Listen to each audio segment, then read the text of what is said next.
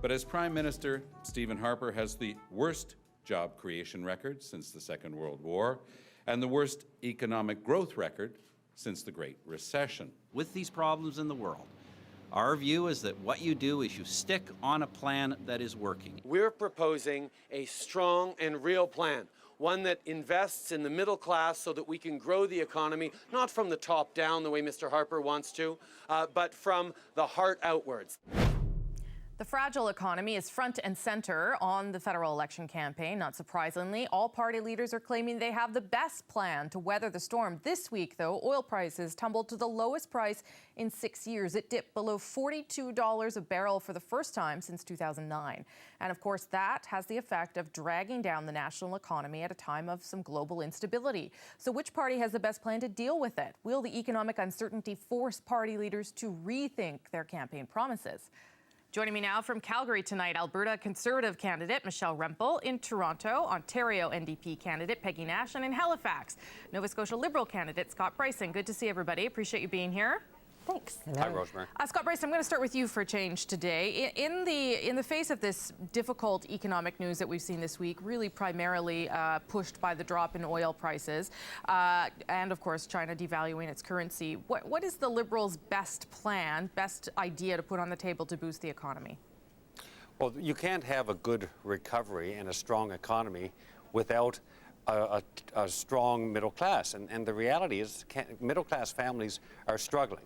So we have the best plan for jobs and growth, focused on strengthening Canada's middle class with a tax cut for the middle-income Canadians who need it the most, a new Canada Child benefit that would do more for the families who really need the help. To put it in perspective, a family making $90,000 a year with 2 kids would be $2,500 better off under the Liberal plan than under the Conservative plan. Right. A family making $45,000 total income with 2 kids would be $4,000 better off. But concretely, if oil prices have hit a 6-year low, how does that, what you've just described there, balance out what we're going to see across the economy then if we can't sell our oil for a high price?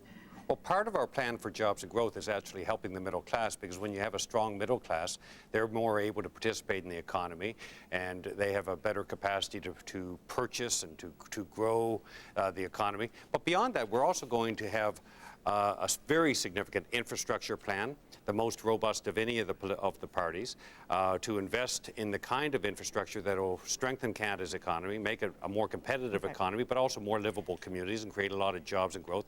Also to invest in people's skills, to ensure that people have the skills for the jobs of today and can prepare for the jobs of tomorrow. There's 170,000 fewer jobs for young Canadians today than there were in 2008. Part of that problem is they don't have the skills for the jobs of today, and we've got to fix that. We've got to work with the provinces. I got to bring everybody else in here. Peggy Nash, Stephen Harper was going after your party quite hard this week, saying that the NDP's economic policies are, he called them reckless and irresponsible, protectionist.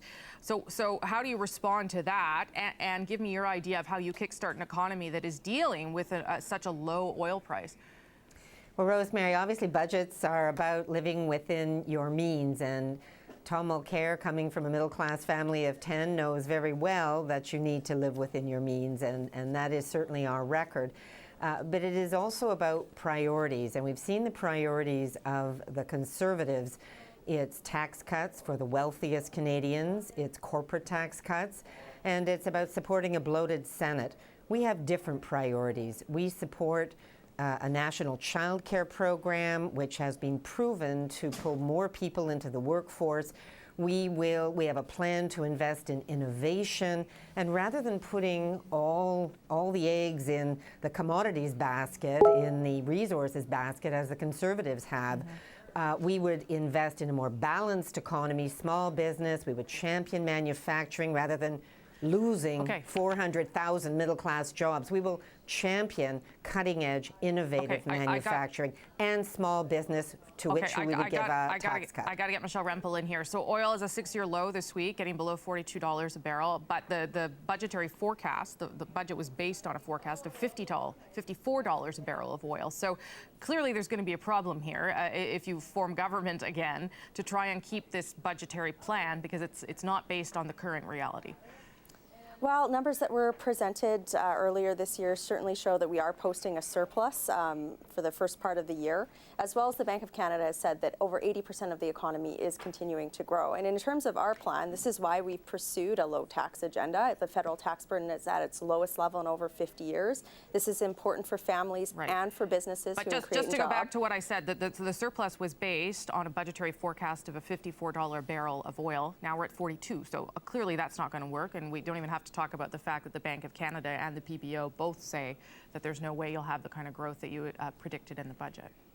Well, certainly the numbers that we've put forward, as well as Minister Oliver, has been clear that we are on track to balance the budget this year. But, you know, again, I want my chance to be able to contrast our plan with those of the opposition.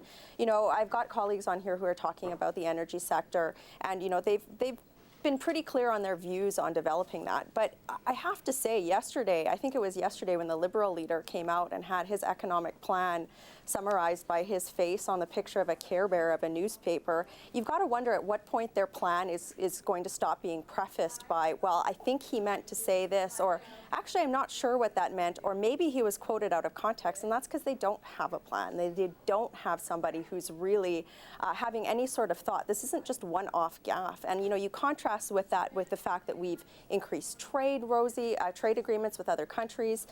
We have invested in a very robust skills training agenda. That was one of our first out-of-the-gate policy announcements in this campaign. I think it's a pretty strong contrast with the opposition parties. Okay, so Scott Bryson, I'll let you respond to that pointed criticism there of your leader. And I think Michelle Rempel was speaking particularly to a comment that Mr. Trudeau made a couple of days ago, where he said that he wanted to grow the economy from the heart, I think was the quote.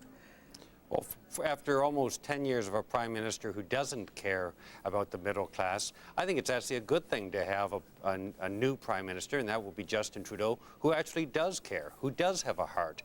And what he said is actually the same as what economists like Larry Summers have been saying, and that is that middle class growth is the best way to generate economic growth. And if you help the middle class, if you strengthen the middle class, you will have a better economy for all Canadians. And I got to tell you, knocking on doors, and I've knocked on doors in this campaign from Vancouver to St. John's, Newfoundland, and in my riding and in ridings across Canada, when I talk to families, they are struggling. They are having trouble making ends meet. They're worried about their kids not being able to find jobs. We've got to invest in jobs and growth and help the middle class, and we're proud of that. And I'm proud that Justin Trudeau's doing that. Peggy Nash, do you want to get in there? And then Michelle Rempel, quickly let you wrap it up. Well, you know, we may disagree strongly with the Conservatives' failed plan, but unlike the Liberals, at least they had a plan. We clearly have a plan, and our announcement today. Go to realchange.ca to see the Liberal plan. I didn't interrupt you, Mr. Bryson. Our candidate today that's going to be running in Toronto against Joe Oliver, who has a much better record of balanced budgets than Joe Oliver, and then the entire Conservative government, which has had 8 deficit budgets. So we feel pretty confident about our ability not only to manage the budget, to manage the finances, but also to bring in a plan that's going to be concrete, that's going to be balanced, that will develop sectors across this country, and not just with tax cuts, but with putting people back to work. That's the NDP Michelle plan. Rempel, last word to you here. Sure. You know, again, when I look at our actions as well as our plan, we have put in place a plan for Canadian families that has seen an increase and an enhanced UCCB that benefits all Canadian families. We've done that in the context of a balanced budget and the lowest federal tax burden in over 50 years. And again, you contrast that, and I have to go back to that comment about from the heart. Like, you know, Mr. Bryson is talking about a plan, but his leader can't articulate it, and that's because I just don't think he has the capacity to actually do so, and that is a big problem for a lot of Canadians. And I got to tell you, I think the "just not ready" thing is something that bodes really true. So was Mike Duffy ready? Rings true. Was Patrick Rings Brazeau true. ready? Rings true. Hey, was $40 million. Was Pamela Wallen ready? All right, now that you're all quoting bumper stickers, I'm going to wrap it up right there. I appreciate you. You did put some solid ideas on the table, and I appreciate you all doing that. Thank you. Thanks very much. Thanks, Rosemary.